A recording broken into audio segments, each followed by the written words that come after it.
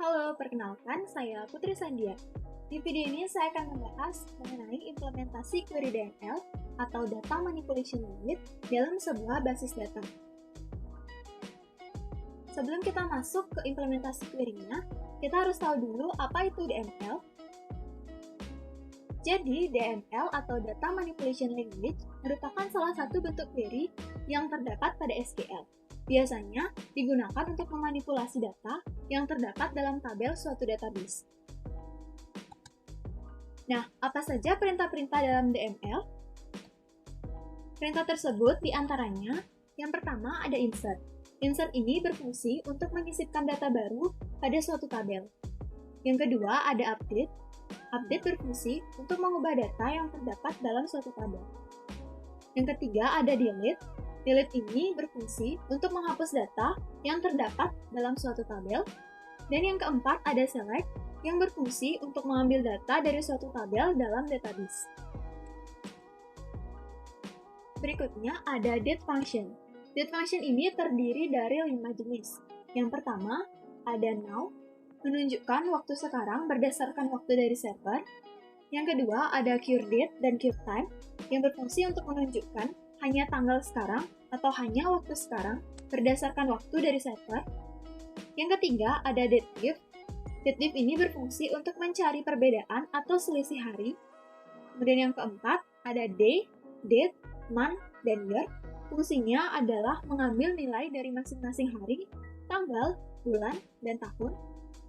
Dan yang terakhir ada hour and minute.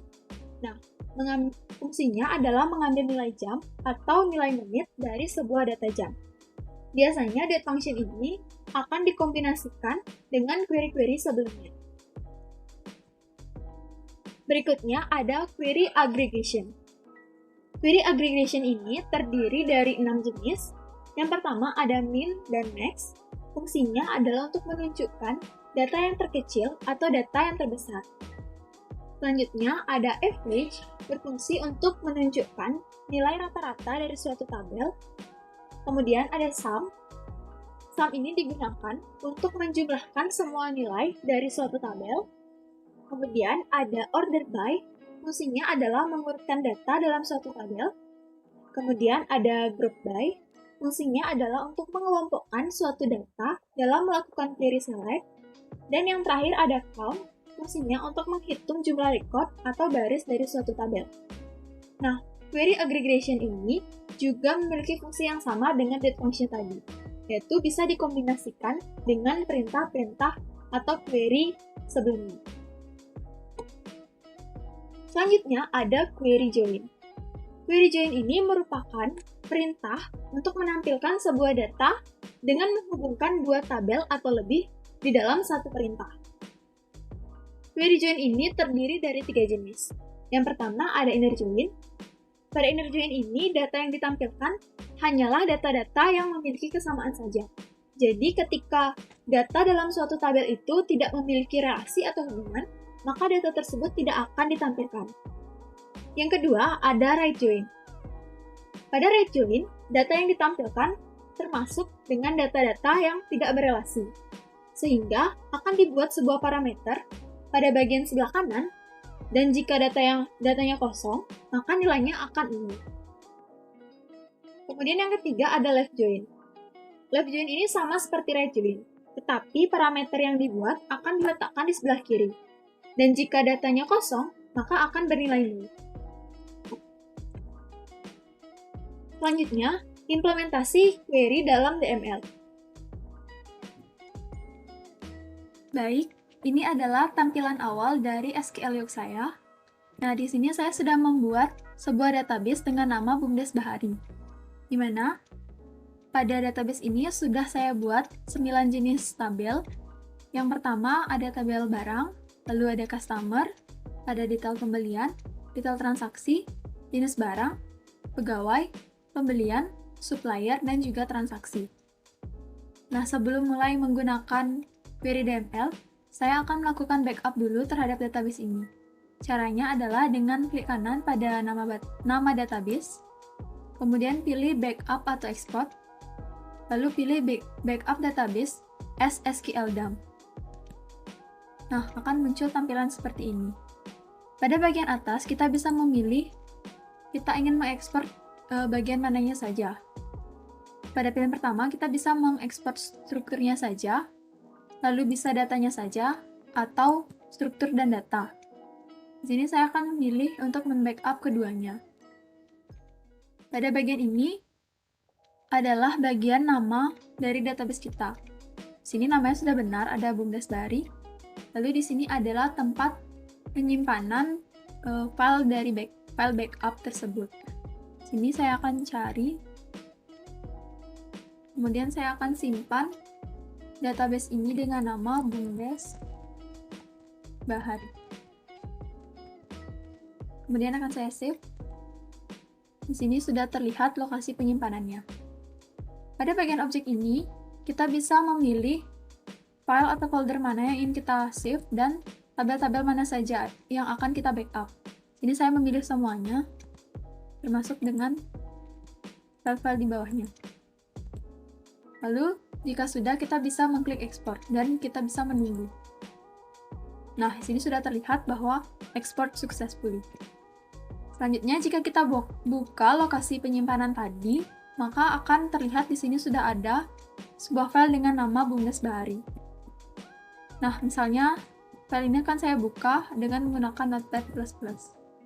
Sini saya buka. Nah, di sini sudah terlihat ada sebuah file dengan nama Bumdes Bahari dengan tipenya adalah SQL source file. Kemudian kita pilih. Nah, di sini sudah terlihat bahwa isi dari file tersebut adalah komen-komen yang sudah kita gunakan untuk membuat database. Ini misalnya ada komen create database dengan nama Bumdes Bahari, kemudian ada komen use Bumdes Bahari, dan di sini juga ada perintah untuk membuat tabel barang. Dan begitu pula seterusnya. Nah, hal yang bisa kita tangkap dari sini adalah ketika kita ingin membackup suatu database, maka file yang di backup itu akan berupa file text. Jadi, di dalam file text itu isinya adalah semua komen-komen yang telah digunakan dalam database ini. Baik, selanjutnya kita akan masuk lagi ke SQL Log. Jadi kita bisa klik Done. Nah, selanjutnya saya juga ingin mengecek relasi di antara tabel-tabel saya di sini. Misalnya saya akan memilih untuk mengecek relasi dari transaksi dan ada tabel detail transaksi. Nah, saya akan mengecek dua relasi di antara dua tabel ini. Caranya bisa kita klik bagian sini. Kita klik bagian New Schema Designer. Nah, akan ada tampilan seperti ini. Lalu kita bisa mendrag tabel yang ingin kita lihat relasinya. Sini saya drag tabel transaksi. Kemudian yang kedua tabel detail transaksi. Nah, di sini sudah terlihat bahwa sudah ada relasi di antara kedua tabel, yaitu transaksi dengan detail transaksi, relasinya adalah one to many. Karena sebelumnya ketika pembuatan database ini saya sudah membuat relasinya. Bisa kita klik dulu 2 kali pada bagian relasi. Nah, hal yang perlu kita perhatikan adalah pada bagian on update dan on delete. Jadi, kedua bagian ini akan sangat berpengaruh ketika kita melakukan penambahan atau penghapusan data. Biasanya ada dua jenis relasi yang umumnya digunakan, ada cascade dan juga restrict. Ini saya akan coba untuk menjelaskan tentang restrict terlebih dahulu. Jadi saya akan ubah restrict dulu semuanya. Kemudian saya save.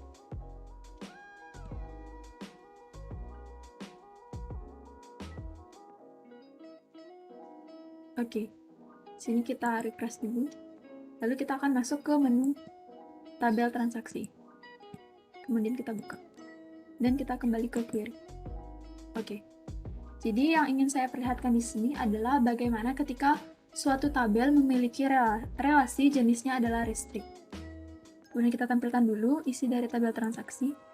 Nah, di sini sudah terdapat ada 5 jenis transaksi yang sudah dilakukan dengan nilainya masing-masing. Jadi, saya akan coba untuk menghapus salah satu data, yaitu misalnya untuk data yang kelima. Jadi penulisannya adalah delete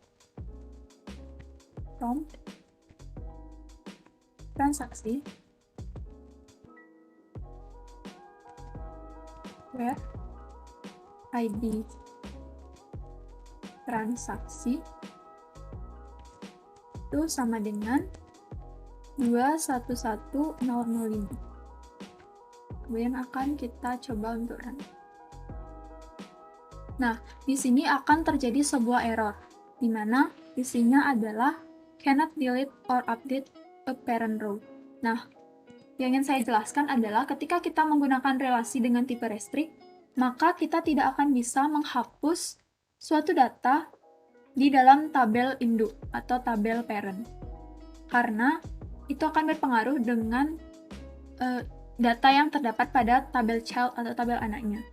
Jadi ketika kita ingin menghapus data, kita harus menghapus dulu di bagian tabel anaknya atau tabel child, yaitu di tabel detail transaksi.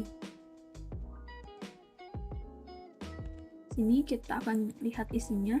Nah, di sini kita akan coba untuk delete from detail transaksi where ID transaksi itu sama dengan 211005. Jadi langsung di run. Nah, di sini pesan yang muncul adalah sukses.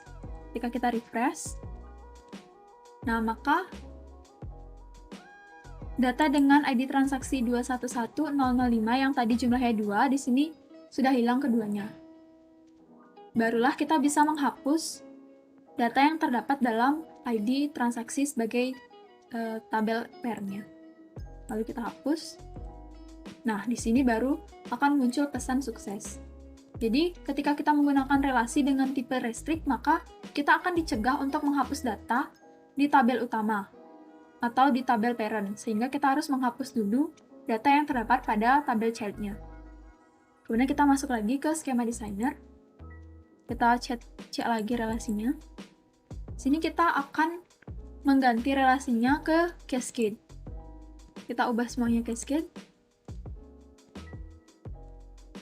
Oke, cascade. Kemudian kita save.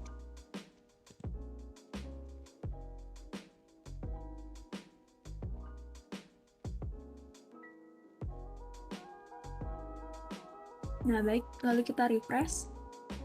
Sudah. Sekarang kita akan masuk lagi ke tabel transaksi yang tadi. Kita masuk ke query. Transaksi. Kita refresh dulu.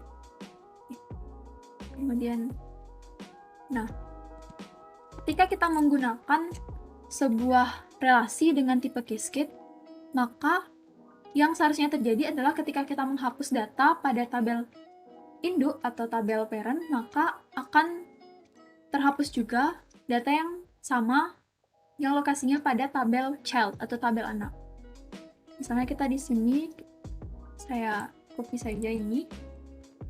Kemudian kita ganti jadi ID transaksi sama dengan 211004. Lalu kita hapus di sini. Oh, sebelum itu kita cek dulu di bagian detail transaksi. Nah, di sini data dengan ID 211004 ini masih ada ya. Selanjutnya kita cek di sini. Kita jalankan query ini. Dan sudah sukses. Kemudian kita refresh. Di sini sudah terhapus. Dan kita cek di detail transaksi. Kita refresh. Nah, di sini juga data dengan ID transaksi 211004 sudah terhapus. Jadi ini menunjukkan ketika kita memilih relasi cascade, maka data yang ada pada tabel induk atau tabel parent itu kita hapus, maka data yang terdapat pada tabel anak pun juga akan ikut terhapus. Jadi relasi ini sangat penting dalam menentukan bagaimana nanti proses kita menghapus atau menambahkan data di dalam suatu tabel. Baik, selanjutnya kita akan masuk ke implementasi dari query DML. Jadi, saya akan melakukan sebuah manipulasi data pada tabel barang. Nah, di sini sudah terdapat ada banyak jenis barang. Misalnya saya akan menambahkan sebuah data baru lagi pada tabel barang. Caranya adalah dengan mengetikkan insert into, nama tabelnya adalah tabel barang, kemudian values. Values-nya adalah, karena di sini saya ingin menambahkan barang untuk semua kolom yang ada. Jadi di sini saya akan buat ID barangnya adalah 10004. Kemudian nama barangnya adalah pulpen warna, pulpen tinta biru. Kemudian stoknya adalah 12. Harga satuannya adalah Rp4.000. Kemudian ID jenis barangnya adalah 1. Jadi ID jenis barang 1 ini adalah memuat barang-barang dengan kategori pulpen. 1. Kemudian kita jalankan. Apakah akan berhasil? Di sini masih ada error. Jadi saya coba cek lagi. Ya. Oh ya, karena di sini nama barang itu tipe datanya adalah varchar, maka dalam penulisannya kita harus menambahkan tanda petik tunggal. Jadi mohon maaf ada kesalahan tadi. Selanjutnya kita akan run lagi programnya. Nah, di sini sudah sukses, berhasil. Kemudian kita cek kembali, kita refresh. Nah, di sini sudah terdapat ID barang 1004 dengan nama pulpen tinta biru dengan stoknya 12 dan harga satuannya 4.000 dengan ID jenis barang 1. Kemudian, saya juga ingin menambahkan data barang baru, tetapi pada kolom-kolom tertentu saja. Misalnya, saya tidak akan menambahkan pada kolom harga misalnya. Jadi, saya mengetikkan insert into, kemudian saya tambahkan nama tabelnya adalah barang. Kemudian nama-nama kolomnya adalah ID barang. Lalu nama barang, stoknya.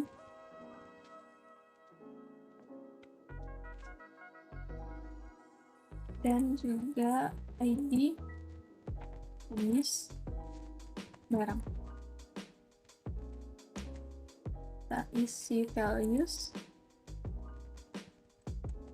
Values-nya adalah, mungkin nih saya enter aja ya, agar lebih mudah dilihat. Values-nya adalah kita buat dengan ID 20004 dengan nama barang adalah buku 1038 lembar. Kemudian stoknya ada 20. ID jenis barangnya adalah 2. Kemudian kita akan, oh ya, di sini kita tambahkan tanda petik tunggal. Lalu kita akan run. Nah, di sini query-nya sukses. Lalu kita refresh di sini dan akan muncul data dengan ID barang 20004. Dan karena harga satuan tadi kita tidak isi, maka akan muncul nilai 0. Artinya datanya memang tidak ada. Lalu selanjutnya saya akan melakukan update terhadap harga satuan pada ID barang 20004 tadi. Jadi caranya dengan mengetikkan update tabel barang. Jadi kita tulis update barang. Kemudian kita set harga satuan sama dengan 2500 where ID barang sama dengan 20004. Kemudian ini ada titik koma, lalu kita run. Nah, sini sudah sukses. Kemudian kita lihat kembali, dan di sini sudah berhasil ditambahkan. Harga satuannya adalah 2.500. Nah, apa yang akan terjadi ketika kita menggunakan update tetapi kita tidak mengisikan kondisi di dalam sintak penulisan query kita? Saya akan contohkan pada tabel customer misalnya. Nah, di sini ketika saya menggunakan update, saya akan buat dulu update customer. Kita set alamat itu sama dengan tanda petik tunggal, tulis dusun kawan desa Jumpai. Kita akhiri, kemudian kita akan run. Di sini tidak ada penulisan kondisi, yaitu where. Jadi kita akan lihat apa yang akan terjadi. Di sini tetap ditampilkan sukses. Hanya saja yang berubah adalah seluruh data alamat dari semua ID customer itu berubah menjadi dusun kawan desa Jumpai. Jadi ketika kita menggunakan query update, kita harus memperhatikan kondisi yang akan kita gunakan. Jadi karena ketika kita salah atau lupa menggunakan kondisi, maka hal itu akan mengubah seluruh data yang ada. Kemudian di sini saya update kembali. Misalnya saya update kembali, set alamat sama dengan dusun. Saya ubah jadi dusun Kamin. Kita isi kondisinya adalah where ID customer itu sama dengan 1. Kemudian kita run kembali. Dan sukses, kita refresh. Nah, hasilnya sudah berubah. Kita lanjut lagi ke query berikutnya. Selain insert, update, saya ingin mencoba lagi untuk query delete. Jadi di sini saya akan mendelete salah satu ID customer, misalnya untuk customer dengan ID 4. Ini kita ketik delete from nama tabelnya customer. Kita isikan kondisinya where ID customer sama dengan 4. Lalu kita run. Nah, sini sudah sukses dan kita refresh. Nah, sini nilai dari tabel customer itu sudah hilang. Selanjutnya kita akan masuk ke query select, yaitu ada select all. Dari misalnya kita akan membuka tabel barang yang tadi, select all from there. Oke. Ini kita run. Nah, di sini akan ditampilkan seluruh isi dari tabel barang. Jadi tanda bintang di sini itu berarti all untuk bisa menampilkan seluruh isi dari suatu tabel dalam database. Kemudian, ketika ingin menampilkan hanya beberapa kolom dalam suatu tabel, kita bisa mengetikkan select, kita masukkan nama-nama kolomnya, ada ID barang, kemudian nama barangnya, lalu stok, dan harga satuan. Kemudian tuliskan from, nama tabelnya adalah barang.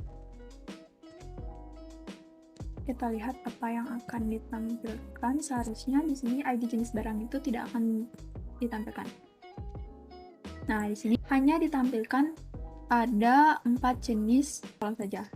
Jika kita lihat di sini tabel barang, seharusnya di sini ada 5 jenis. Karena kita meminta untuk menampilkan hanya 4 kolom saja, maka ID jenis barangnya tidak ikut ditampilkan. Kemudian, misalnya kita akan mencoba untuk menampilkan beberapa kolom dengan tambahan kondisi, yaitu harga satuannya lebih dari 4.000. Select ID barang, nama barang, kemudian stok,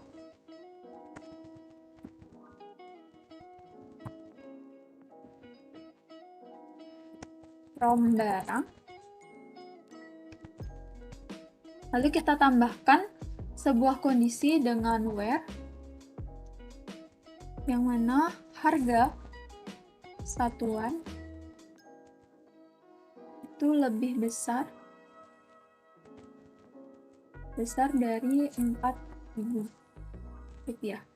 Jadi seharusnya data-data yang ditampilkan itu memiliki harga satuan lebih dari 4.000.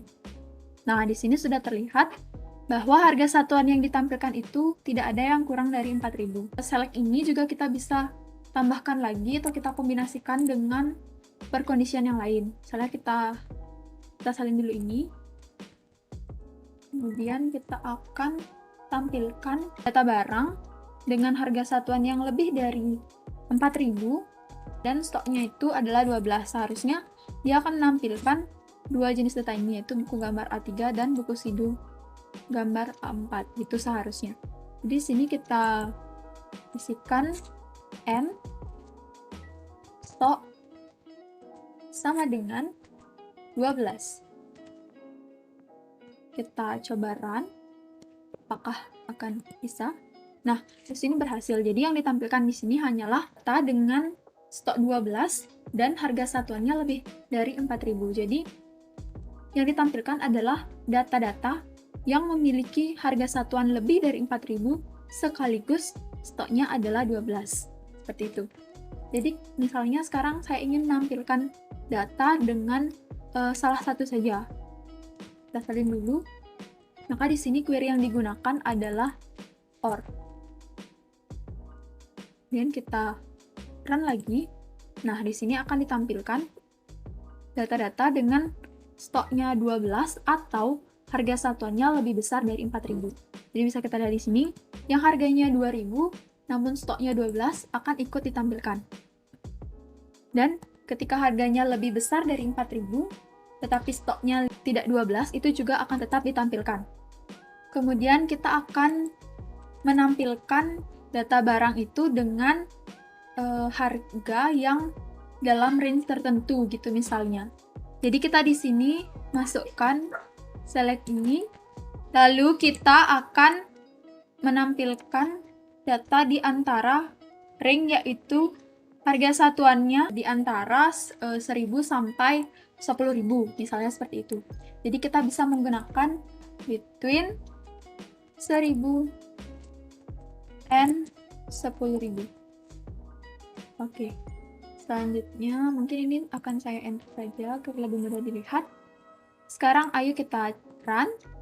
Nah, akan ditampilkan semua data-data dengan harga antara 1.000 sampai 10.000. Jadi di sini tidak ada data yang nilainya lebih dari 10.000 atau kurang dari 1.000. Nah, untuk query select ini juga masih bisa kita kombinasikan dengan query-query lain. Misalnya di sini kita bisa kombinasikan antara select dengan salah satu query aggregation. Salah satu query-nya adalah order by. Di sini saya copy saja. Saya copy saja ini dihapus. Paste. Kita select ID barang, nama barang, stok, harga satuan, from barang. Nah, di sini kita ganti kondisinya. Kita gunakan order by. Jadi order by ini akan mengurutkan data dalam suatu tabel. Ini saya akan mengurutkan data ini berdasarkan namanya. Berarti kita harus menggunakan order by nama barang.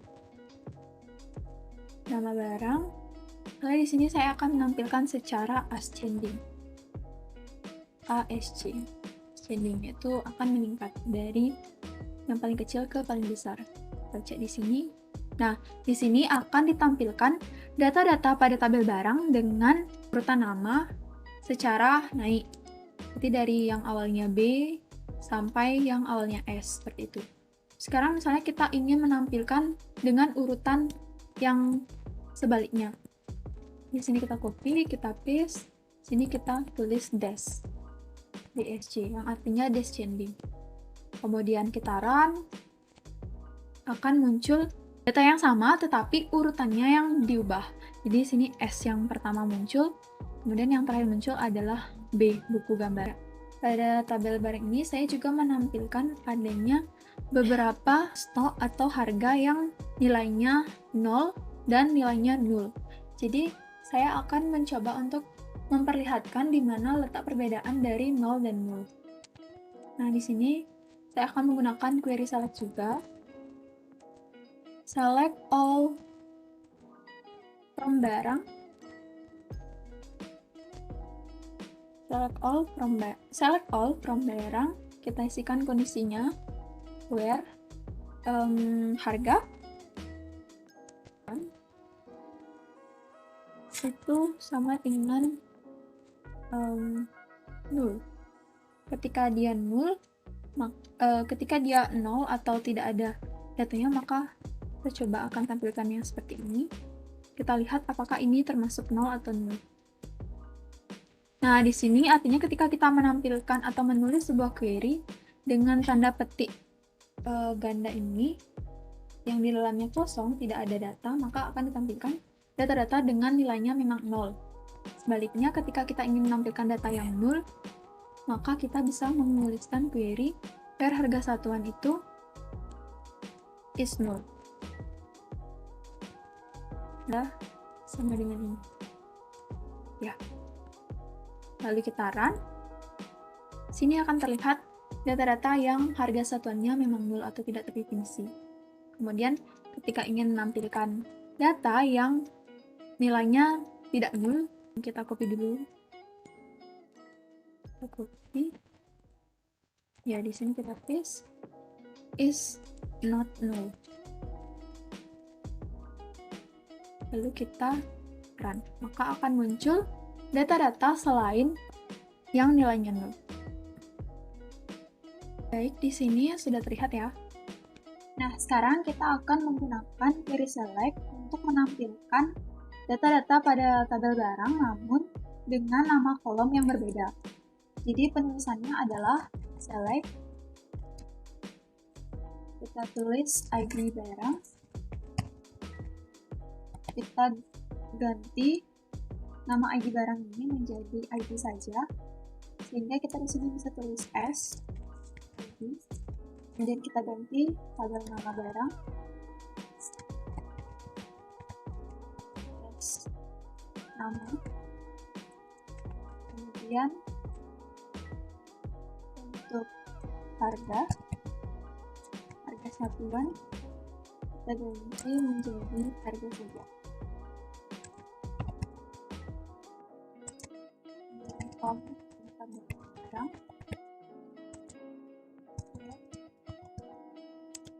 Kita isikan kondisi di mana harganya tidak sama dengan. Jadi kita tampilkan data-data dengan mengganti nama ID barang menjadi ID, nama barang menjadi nama, harga satuan menjadi harga, dari tabel barang di mana harganya harga satuan itu tidak sama dengan ini. Lalu kita run programnya. Akan muncul di sini kolom ID, nama, dan harga dengan harganya yang tidak sama dengan ini. Jadi kita bandingkan ada barang seharusnya.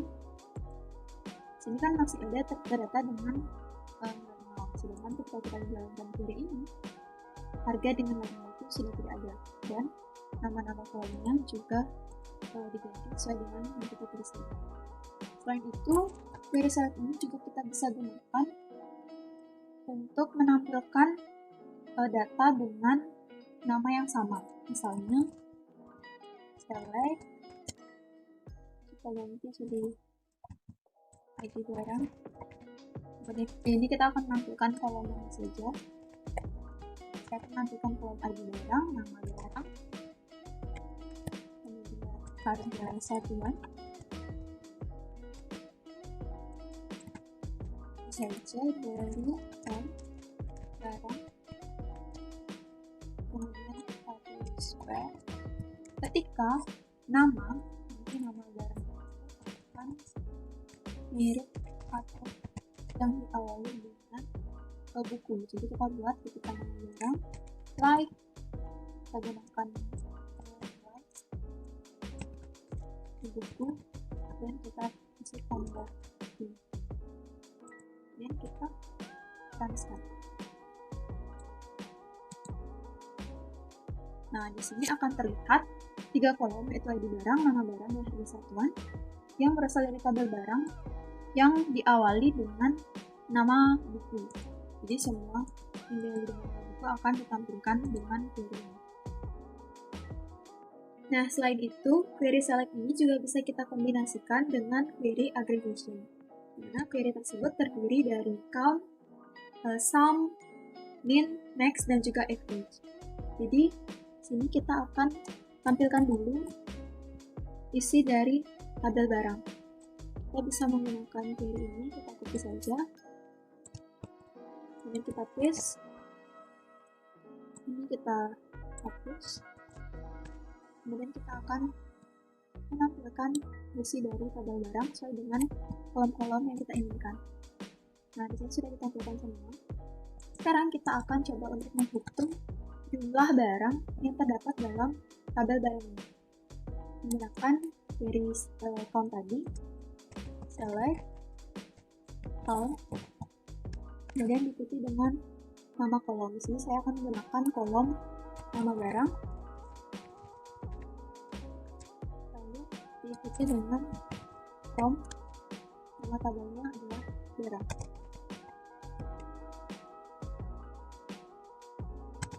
Kemudian kita, maka akan ditampilkan jumlahnya adalah 15. Jika kita hitung secara manual, di sini untuk tabel barang, 1, 2, 3, 4, 5, 6, 7, 8, 9, 10, 11, 12, 13, 14, 15, dan 16. Nah, sini sudah sesuai antara jumlah sebenarnya dengan ketika kita menghitung menggunakan query count, jumlahnya adalah 16. Selain itu, kita juga bisa menghitung jumlah barang berdasarkan kondisi tertentu.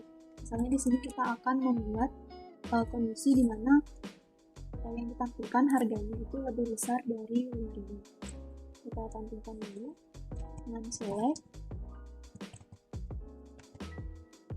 ID barang,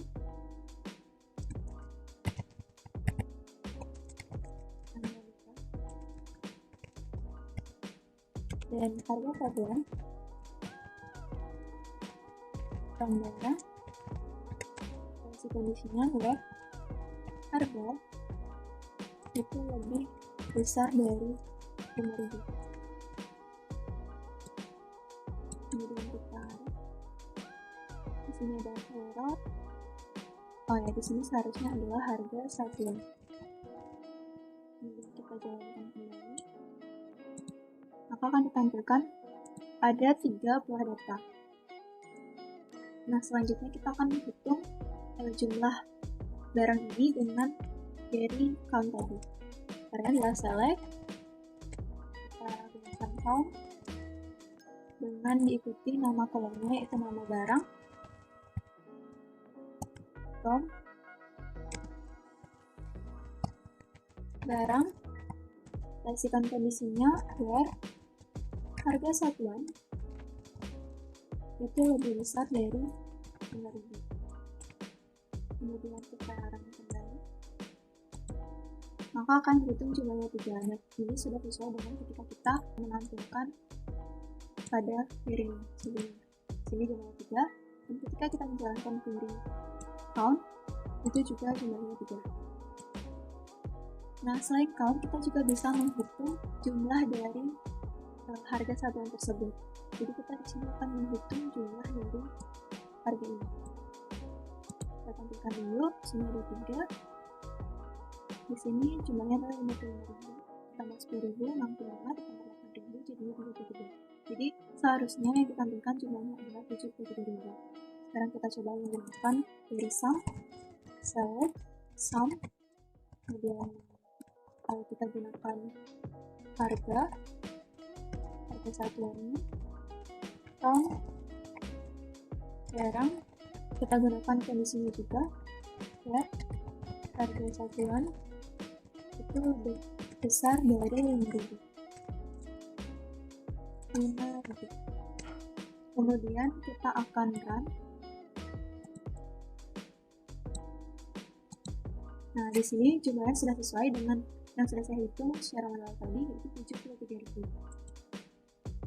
Selain sum, kita juga bisa menghitung nilai minimal atau harga minimal yang terdapat dalam suatu tabel.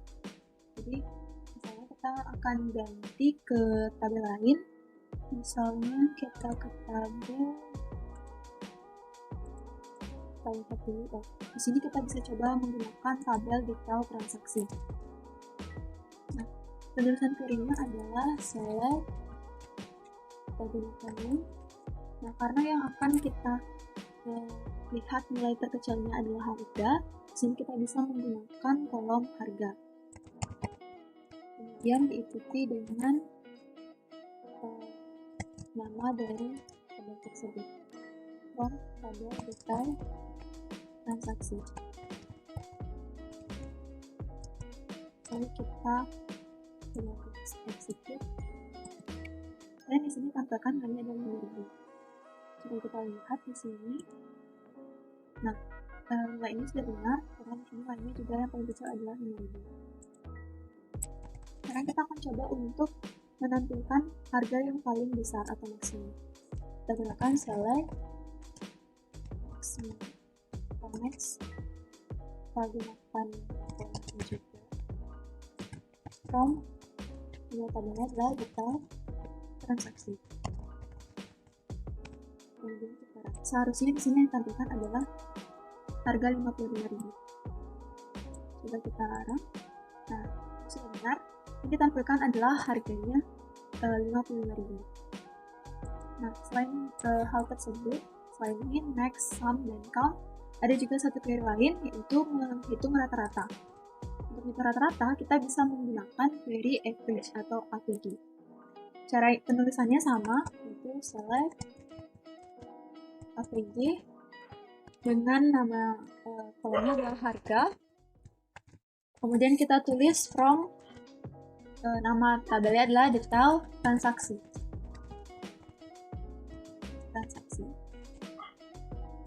Kemudian kita lihat di sini. Nah, sebelum kita merun, kita hitung manual terlebih dahulu. Di sini nilainya ada 55.000, ditambah 8.000 adalah 63, ditambah 10.000 73, ditambah 8.000 adalah 78. Jadi kurang lebih nilai yang akan ditampilkan sebesar 19.500. Jika kita jalankan, apakah benar? Ya, di sini sudah ditampilkan bahwa harga rata-ratanya adalah 19.500. Nah, selain bisa dikombinasikan dengan query aggregation, query DML itu juga bisa kita kombinasikan dengan date function. Misalnya, kita bisa menggunakan query DML insert untuk menambahkan data tanggal, tahun, bulan, hari ke dalam suatu data pada tabel. Karena di sini kita menggunakan tabel transaksi. Karena pada tabel transaksi ini terdapat data tanggal transaksi. Jadi bisa kita coba untuk menambahkan di sini. Kita gunakan query insert untuk menambahkan data baru. Insert into nama tabelnya ada transaksi,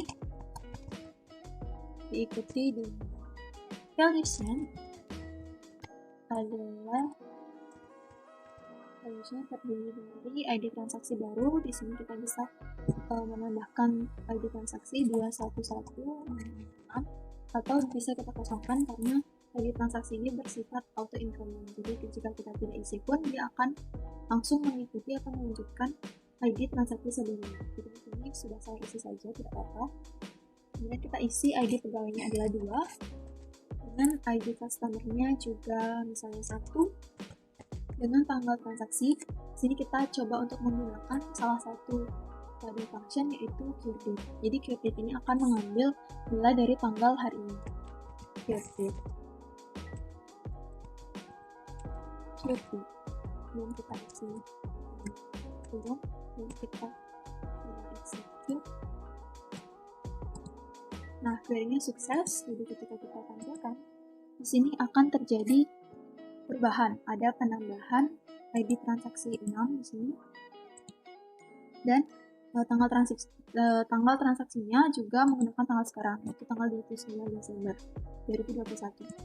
Nah, selain bisa menggunakan date function, kita juga bisa menambahkan tanggal tersebut dengan cara yang manual. Penulisannya adalah insert into insert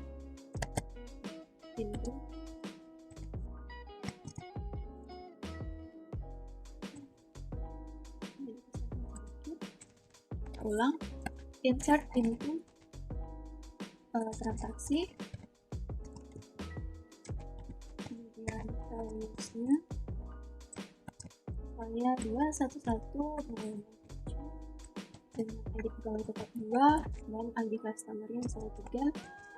Kita menggunakan secara manual, yaitu dengan menggunakan tanda petik ganda dan memasukkan cara berurutan dari tahun 2021, kemudian tanggal 12 dan misalnya tanggal hari ini, tanggal 29.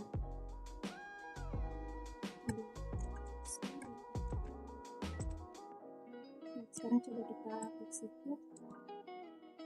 Terjadi error. Nah, di sini masih ada salah penulisan. Aktif transaksi, terus values-nya kembali 1107 harusnya, kemudian 2 aktivitas tanggal 1, kemudian kita melakukan tanggal secara manual dengan tanggal 2021 bulan 12 tanggal ini 29. Kemudian kita tutup. Kemudian coba kita run kembali. Nah, di sini sudah sukses. Kemudian kita refresh dan akan ditampilkan ID transaksi 7 dan tanggal pun sudah berhasil kita inputkan. Sekarang bagaimana caranya apabila kita ingin menampilkan data, namun nanti nilai tanggalnya akan ditampilkan per tanggal, per bulan, per tahun, gitu misalnya. Jadi di sini kita bisa menggunakan query select. Jadi kombinasinya adalah select, kemudian kita di sini masukkan nama kolomnya, ID transaksi, kemudian ada ID pegawai, lalu ID customer,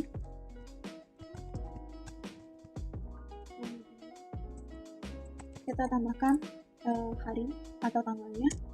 Kita bisa gunakan D dan memanggil tanggal transaksi.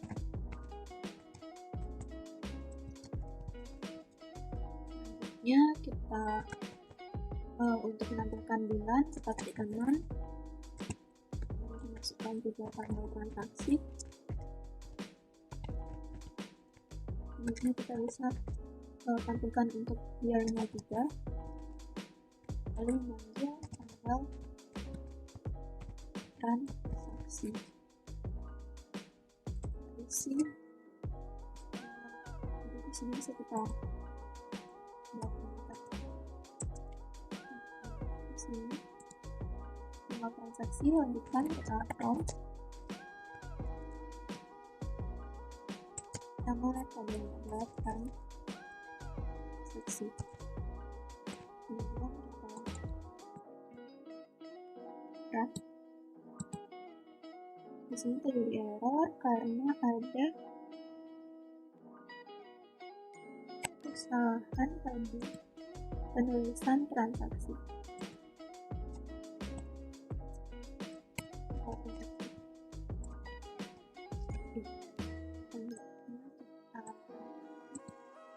maka akan ditampilkan tabel dengan tanggal, bulan, dan tahun yang terpisah dari tanggalnya tersebut. Jadi di sini ada 6 tabel yang awalnya hanya memuat 4 tabel. Jadi di sini setiap tanggal, bulan, dan juga tahun itu dipisah kolomnya.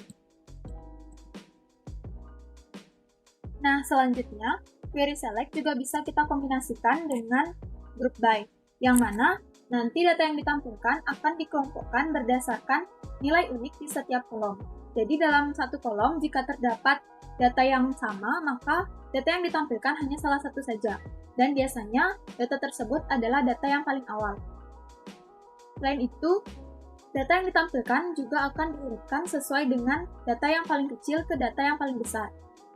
Misalnya di sini saya akan menampilkan data pada tabel barang. Kita buka dulu tabel barang.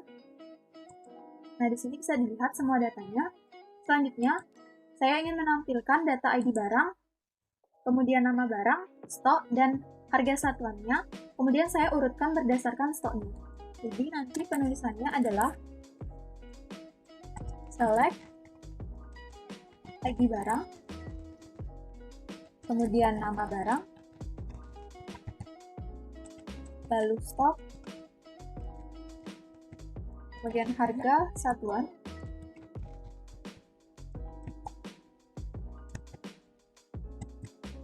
from, nama tabelnya barang, kemudian kita group by stok. Selanjutnya coba kita jalankan.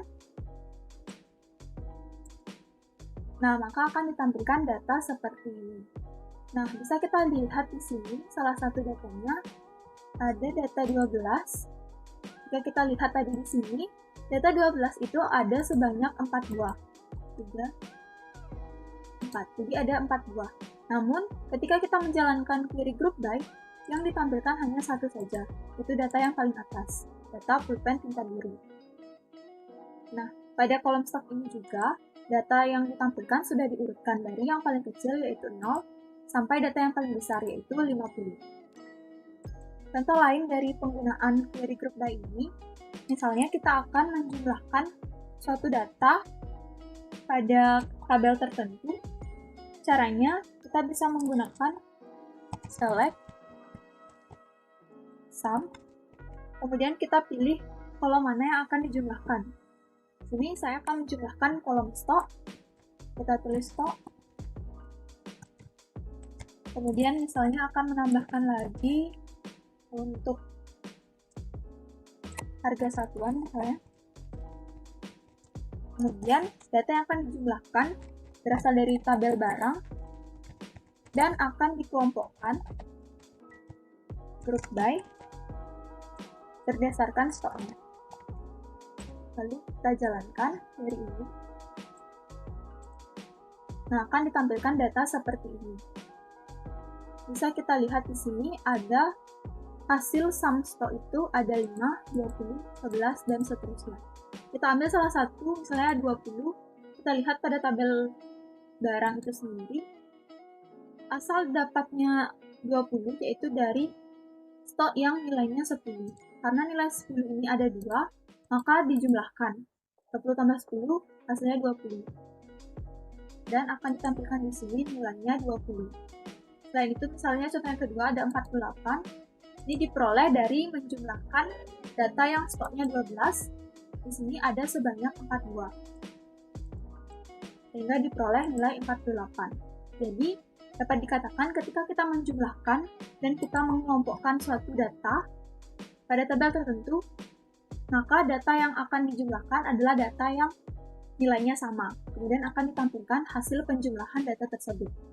Contoh lain misalnya kita bisa juga menggunakan group by untuk mengetahui banyak transaksi yang dilakukan oleh customer. Oleh karena itu kita bisa menggunakan tabel transaksi sebagai sumbernya. Kita lihat isi tabelnya. Nah, di sini bisa kita lihat ada beberapa transaksi yang sudah dilakukan. Untuk kita mengetahui jumlah dari transaksi yang dilakukan oleh setiap member, kita bisa menggunakan query group by tadi, yang dikombinasikan dengan query count. Contohnya adalah select kita akan memanggil ID customer-nya.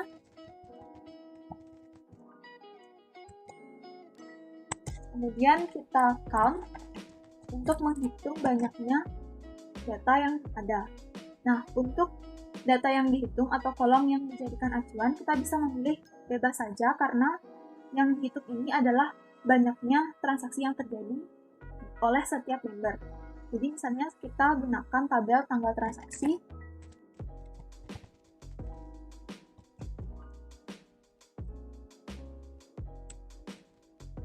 Lalu kita tulis asalnya itu from tabel transaksi. Selanjutnya kita group by berdasarkan ID customer-nya.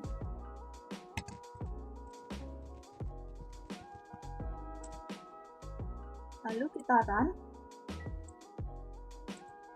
Nah, bisa kita lihat di sini bahwa ID customer 1 melakukan transaksi sebanyak 4 kali, kemudian ID transaksi 2 melakukan transaksi sebanyak 1 kali, dan ID customer 3 melakukan transaksi sebanyak 2 kali. Hal ini sudah sesuai dengan tabel dari transaksi itu sendiri. Nah, berikutnya kita bisa mengkombinasikan juga query select dengan query join, yang mana nanti data yang ditampilkan adalah data yang berasal dari dua tabel yang berbeda. Nah, jadi misalnya di sini saya akan menampilkan data dari tabel barang dan tabel jenis barang. Jadi bisa kita tulis select nama tabel yang pertama yaitu barang. Kemudian kita panggil kolom yang pertama yaitu ID barang. Kemudian tabel barang lagi untuk memanggil kolom nama barang. Lalu tabel barang lagi untuk memanggil kolom stok. Kemudian kita panggil tabel yang kedua yaitu jenis barang.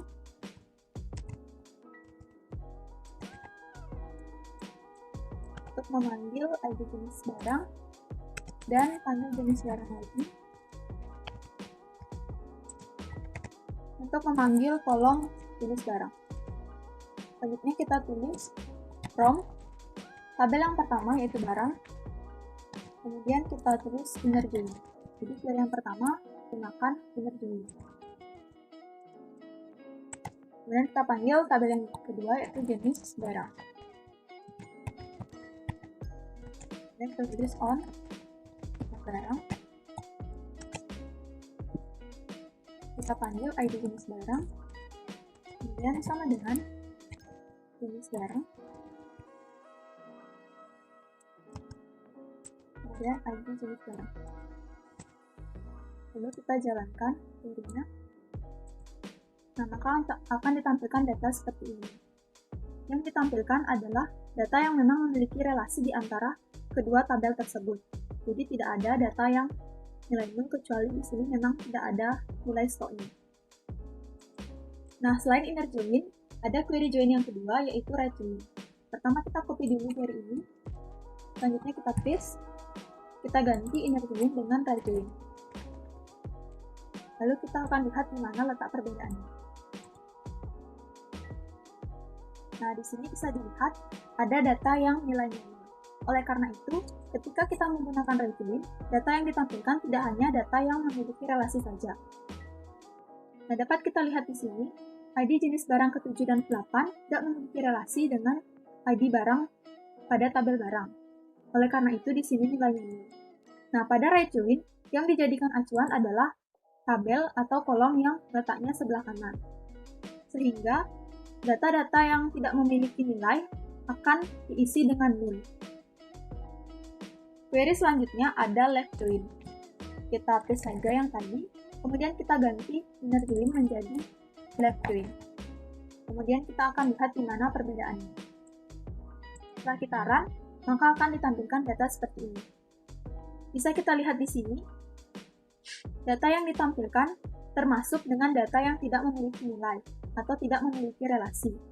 Oleh karena itu, di sini diisi dengan nilainya.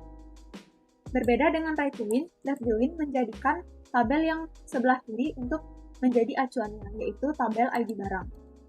Sehingga di sini karena ID barang tidak memiliki relasi dengan ID jenis barang, maka ditulis dengan nil.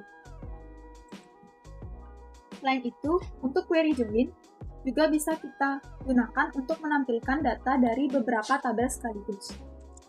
Misalnya di sini saya akan menampilkan data dari 4 tabel sekaligus, yaitu dari tabel transaksi, tabel detail transaksi, tabel customer, dan juga tabel barang. Penulisannya adalah select, kita panggil tabel pertama, yaitu tabel transaksi, kemudian kita panggil ID transaksinya,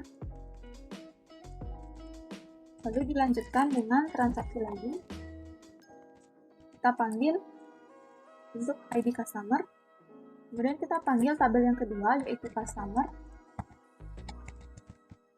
kemudian kita panggil kolom nama customer, selanjutnya kita panggil tabel yang ketiga yaitu detail transaksi, kemudian kita panggil kolom ID barang, kemudian kita panggil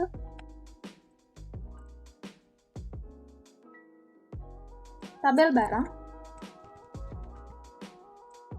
kemudian kita panggil nama barangnya,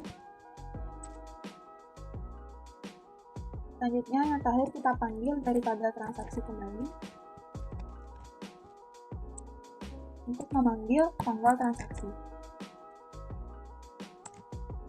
Lalu untuk mudah dilihat, ini akan saya enter saja. Kemudian kita panggil tabel yang terakhir, yaitu tabel detail transaksi.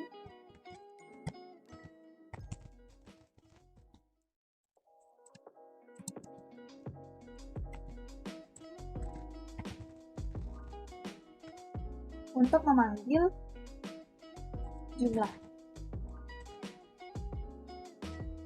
Selanjutnya kita tulis from nama tabel yang pertama, yaitu transaksi. Kita tulis inner join. Jadi di sini saya akan menggunakan query inner join. Jadi data yang ditampilkan nanti hanyalah data yang memang memiliki relasi saja. Kita tulis inner join yang pertama, yaitu untuk tabel yang kedua tadi, customer, on, transaksi, kita panggil ID customer-nya, sama dengan customer, ID customer. Kemudian untuk inner join yang kedua, kita gunakan tabel yang ketiga, yaitu detail transaksi.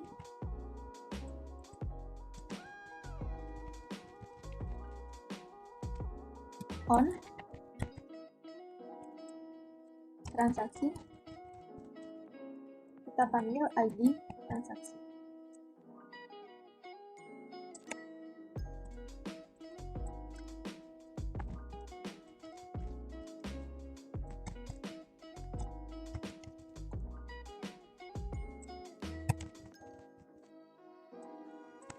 Sama dengan detail transaksi dan ID transaksi. Selanjutnya inner join yang ketiga, yaitu dari tabel barang, on, tabel detail transaksi,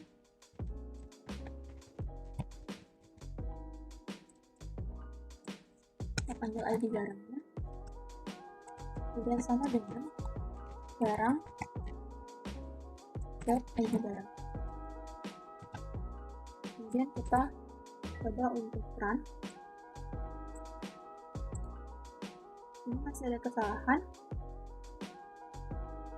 Ada kesalahan penulisan pada transaksi.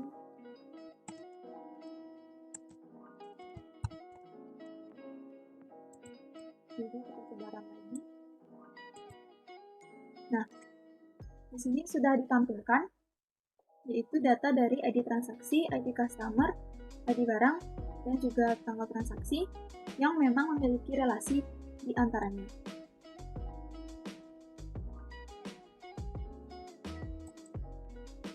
Nah, selain itu, query inner join dengan memanggil banyak tabel juga kita bisa gunakan untuk kondisi tertentu. Misalnya di sini kita salin dulu.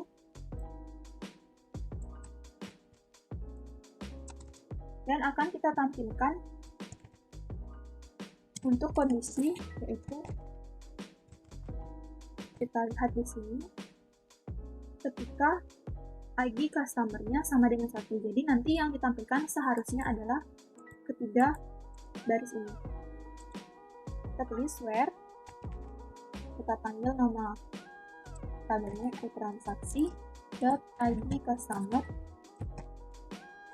terus sama dengan 1. Kemudian kita jalankan query ini. Nah, maka akan ditampilkan data hanya dari ID customer 1 saja.